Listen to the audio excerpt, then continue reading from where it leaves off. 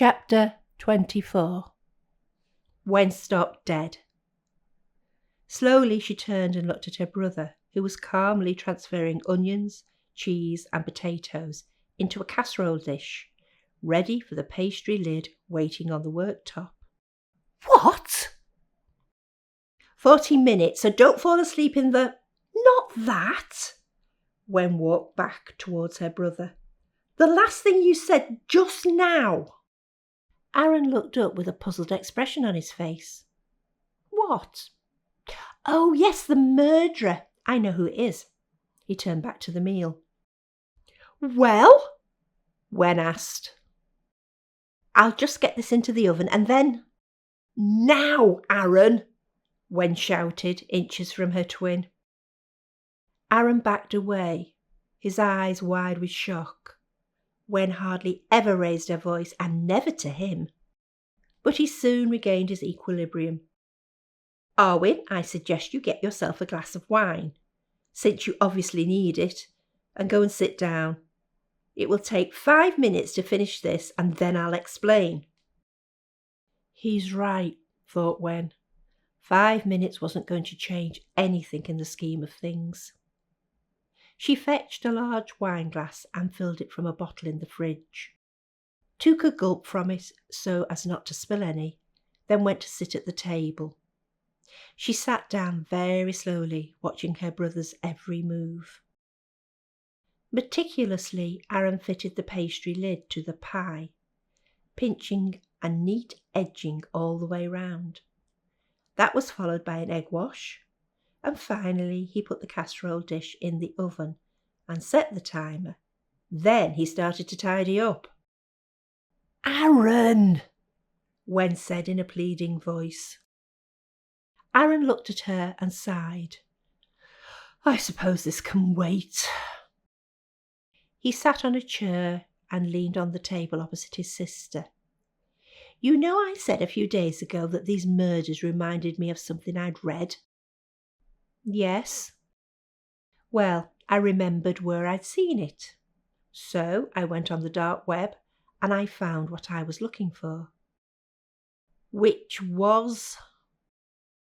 a writer's forum. Very nasty. Perverted stuff and gruesome.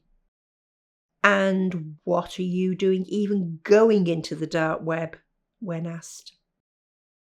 I wanted to see if I could. Anyway, I was just browsing for anything to do with fiction and murder, and this came up. A writer had posted a story which depicts the 2 murders you've been investigating almost exactly. Wen could feel her heart racing. And you know the name of this writer? Well, yes and no. Wen wanted to shake her brother at that moment. He was as infuriating as he was brilliant. Aaron! Okay. His pen name is the Avenging Angel. His pen name? Yes, no one uses their real name on the dark web. But you can find out where the post was sent from? No. What do you mean, no? You're a genius when it comes to this sort of stuff. Arwen, it's not called the dark web for nothing. The whole point is you can't trace who says what or where it originates from. Not even I can solve this. Oh. Disappointment flooded Wen's whole body, and she put her head in her hands and closed her eyes. There is something you should know, though. What? Asked Wen as she looked up and took a gulp of some more wine. His next kill is a police officer, according to the plot, and it's going to be soon. Becky was cooking tonight, as Elliot had a late meeting. She had been safely delivered home by Richard, who had come into the flat with her and looked around before he was satisfied. Now, lock the door behind me and don't open it until Elliot gets back. Yes, boss. She smiled now. It was gratifying to know that she was being looked after so well. She was cooking coq au vin with crusty bread, and they would have a glass of nice red wine, some of which she'd put into the stock. She had shopped on her way home, with Richard in tow, and joked that if anyone saw them, they would presume they were an old married couple.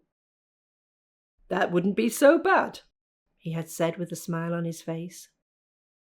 Once she had put the dish in the oven, Becky fetched her laptop and searched for flats for rent in the area. She selected size, location, and price, and 7 came up that met her criteria. There was even one in the same development in Stockton Heath as the flat she'd seen in David Lowry's window. That was definitely a maybe. After a closer look at the specifications, layout, and inclusions, she decided that in the morning she would call the estate agent and ask for a viewing as soon as possible.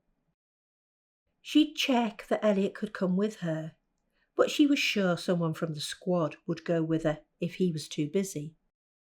It was nice being back with Elliot, probably too nice if she was really honest. And she could quite easily see them drifting back together if she wasn't careful. They hadn't slept together yet, but she knew it was only a matter of time if she stayed. Then the inevitable split-up would happen all over again. And Becky knew that it would hurt Elliot a lot more than it would hurt her. She was lost in thoughts when her mobile rang. "Hello? Becky, it's Joe Patel here." "Who?" "Sorry, I'm a colleague of Elliot's. We met at Karen's leaving do? You don't remember me. Anyway, Elliot's been taken ill. I'm at the hospital now. Can you get here quickly, please?"